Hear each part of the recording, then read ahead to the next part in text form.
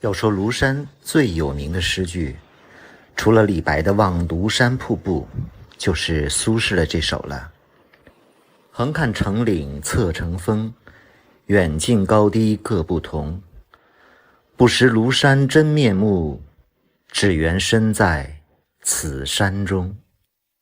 今天我就带大家走一走苏轼诗句中所说的这里石门涧。今天开始带大家走庐山的西线，这是景区的观光车，先坐观光车直接到最后一站电站大坝。顺便插一句，现在西瓜正在举办创作者大赛，帮我一起投个票吧。直接从这里点进去，或者在留言区里看说明。现在到了西线终点电站大坝，这里有个景区示意图，这个就是电站的大坝。从这里望向远处有几块巨石，形态各异。那个是列宁石吗？其中有块最著名的列宁石。这里有一座兴隆索道，收费的50元往返。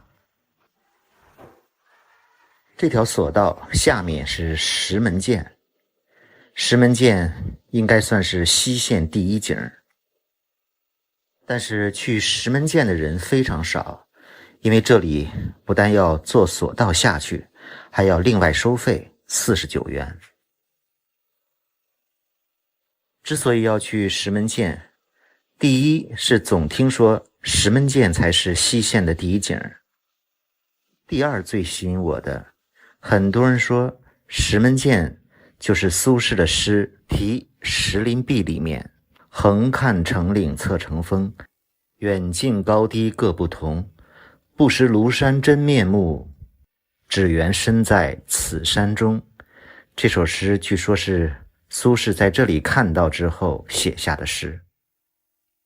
现在下了索道，往下要走200-300米，有一座石索桥。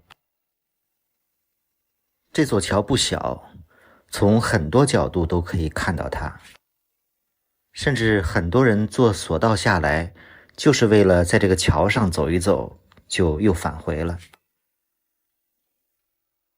从桥向侧面望去是铁船峰，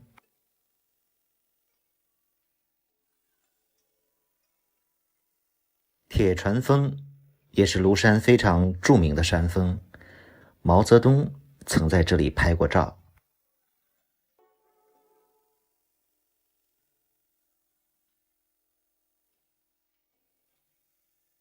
从桥上往下面山涧望去，还有一座小桥，那下面就是石门涧。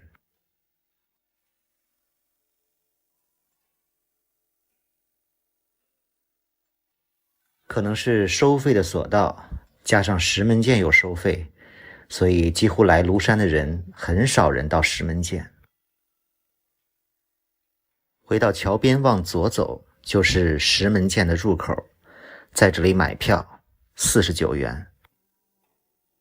庐山风景区大门票160元，除此以外还有2个地方收门票，其中一个地方就是这个石门涧。石门涧甚至被称为庐山第一景，这里集雄险奇特秀于一身。现在开始往下走，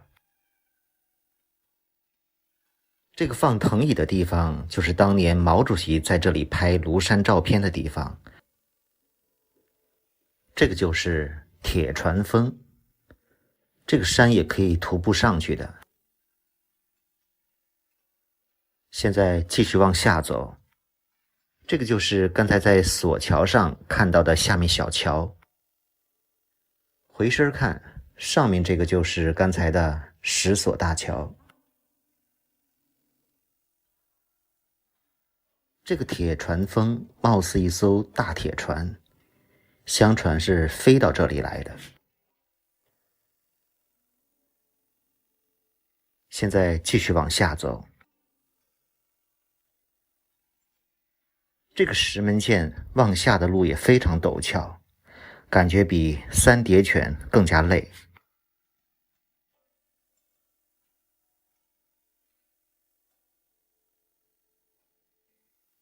一直可以看到对面的铁船峰，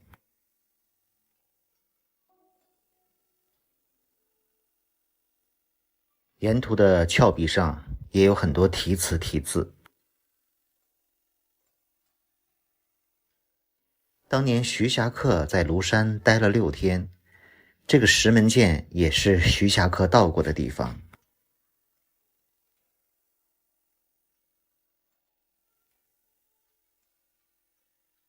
现在爬到了山涧的半山腰，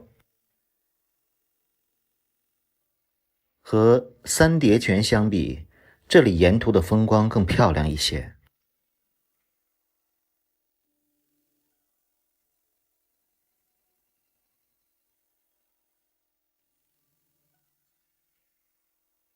前面亭子里有几个游客，这是路上遇到的第一波游客。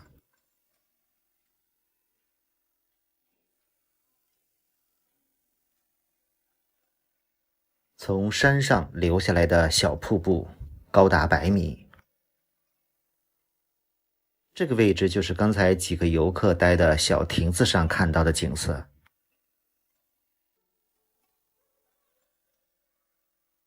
下面看到的就是石门涧的底部，青龙潭。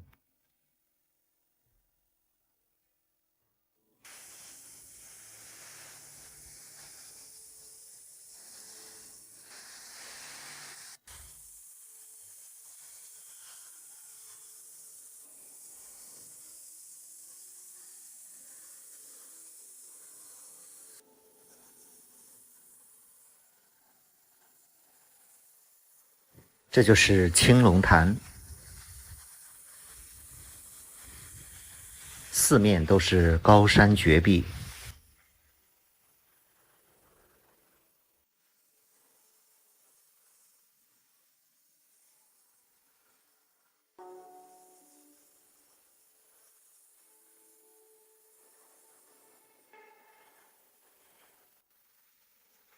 耳边只听得到瀑布的声音。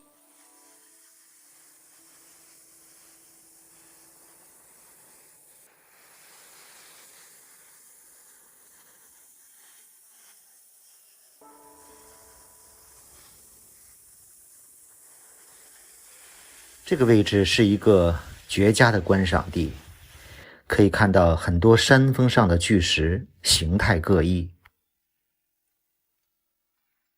今天没有云雾，否则就可以再现苏轼诗中的“不识庐山真面目，只缘身在此山中”的境界了。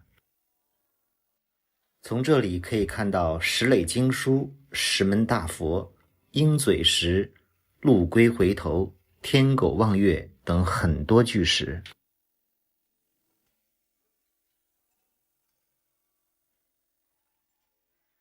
前面那个凸起应该是鹰嘴石吧。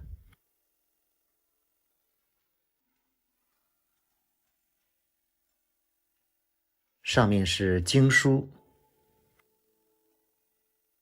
还有形似乌龟的巨石。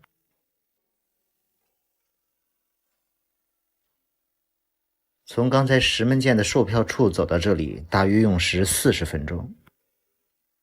看路标显示，一直往前走大概2-3公里，有个出口，直接出去了。所以玩石门涧的人，这边是2个出口，自己考虑好怎么进出。我肯定最后还要返回去坐缆车。这上面记录的就是徐霞客当时到这里的一些记录。往前走，山涧里的一些景色还是很美的。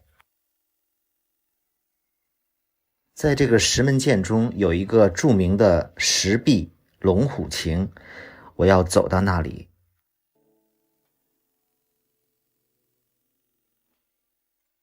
这里真是幽静啊，一个人没有，想问路都问不到。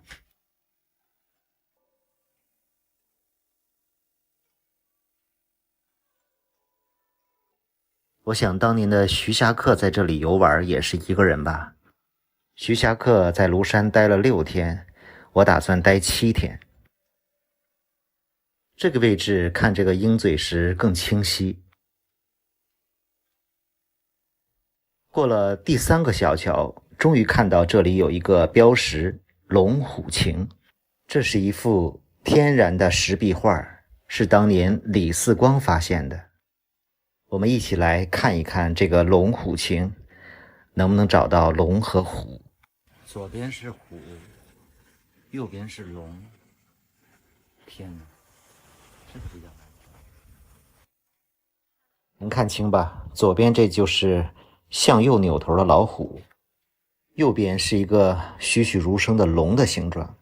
别小看这个石壁画，据说当年评世界自然和文化遗产的时候，这个也起了大作用。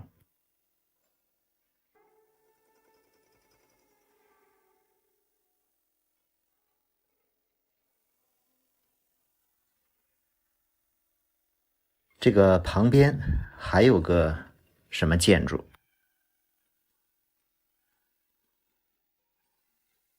别出洞天，进石洞里看一看。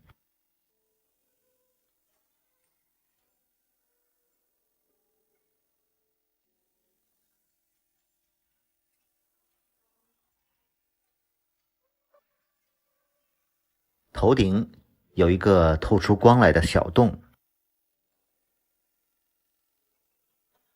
走到这里，前面再走1-2公里就是出口了，打算往回走了。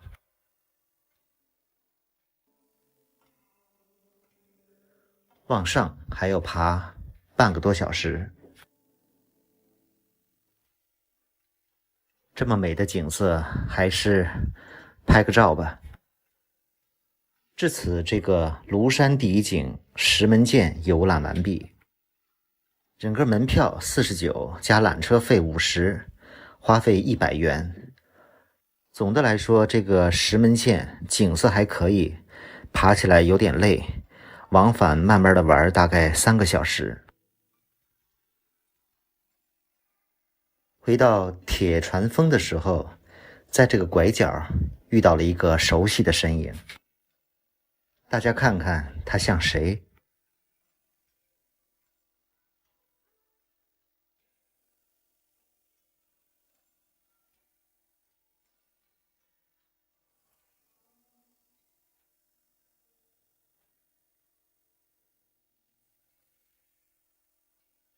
还是挺有意思的一次相遇。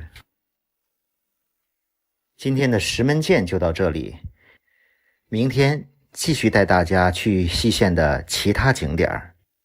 另外，一起帮我参加一个西瓜普类的活动，帮我投个票吧。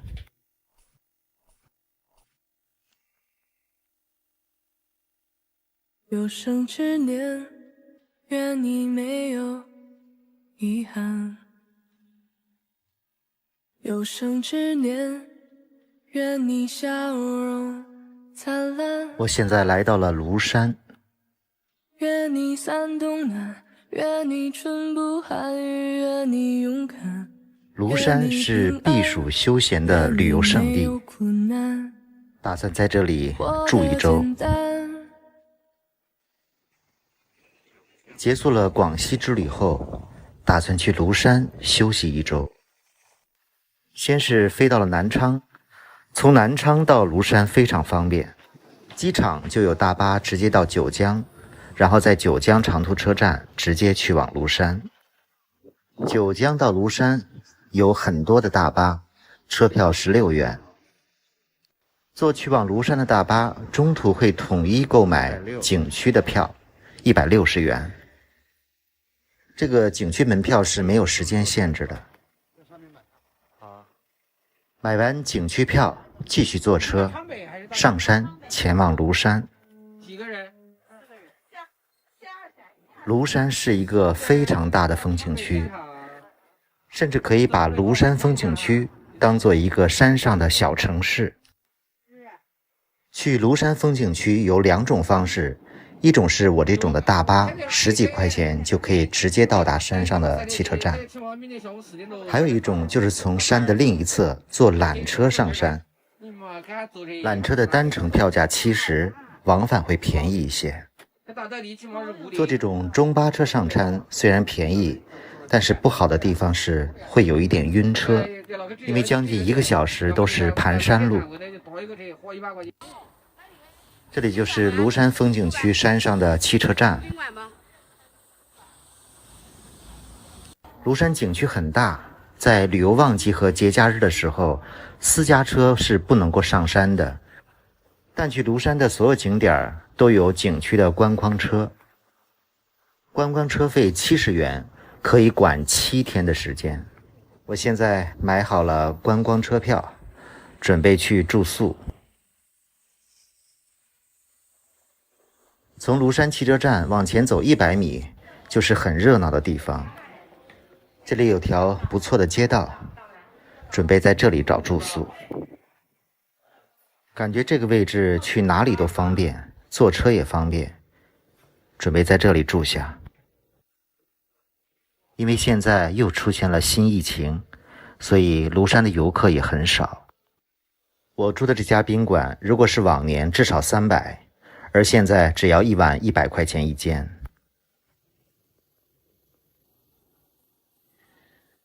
这个价格真的是太值了，所以准备在这里待1周。休息了一会儿，出门转一转。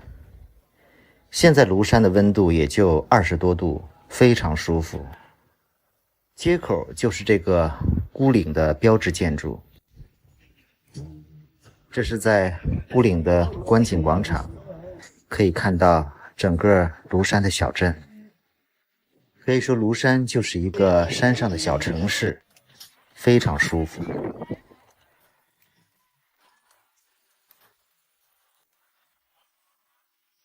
傍晚，很多老年人都出来散步、跳广场舞。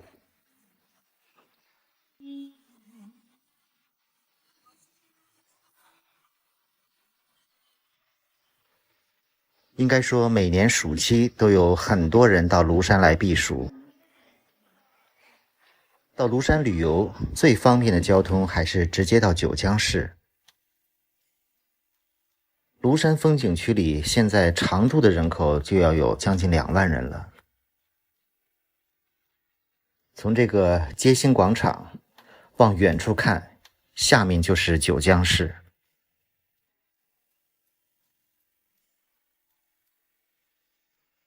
落日余晖，景色非常美。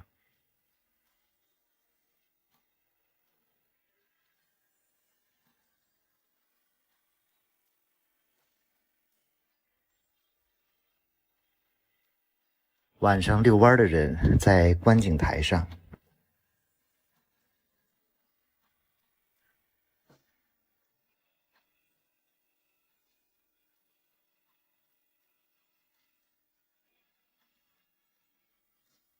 天边有一片非常漂亮的彩霞。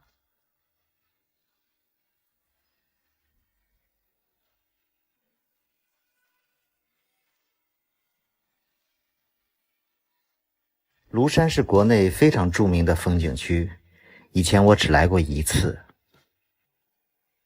在古代有无数的文人墨客都来过庐山，在这里留下了将近上万的名句诗篇。庐山风景区里景点非常的多。现在设计的景区观光车主要有2条线路，东线和西线。每个线路上大概都有7、8个景区。如果你只是来庐山打卡旅游，也至少2天的时间，走马观花的看一看。而且这些景点有的地方爬起来也不轻松。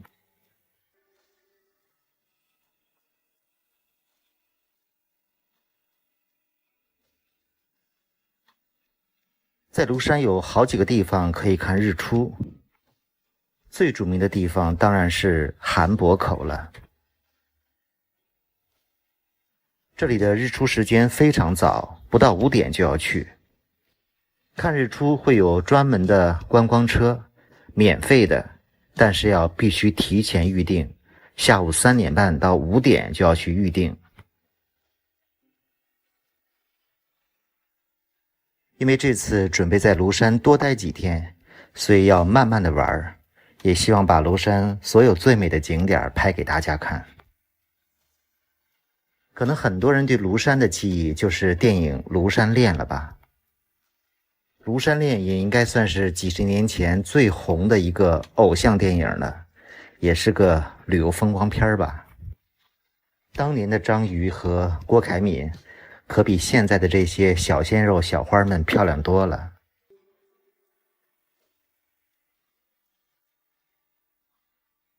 随便在牯岭街转了转，又回到了广场。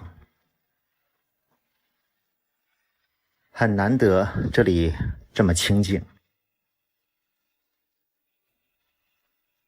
明天计划去韩博口看日出，已经约好了景区的观光车，然后再去三叠泉。三叠泉也算是庐山最著名的景点之一了。很多人都说不到三叠泉不算到过庐山。吃了晚饭，准备回入住的酒店。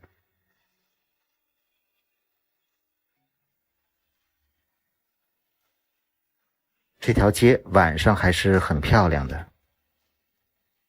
如果你从来没有来过庐山，或是很久以前来过庐山，这次就可以跟我一起慢慢的欣赏这个历史悠久的旅游文化胜地。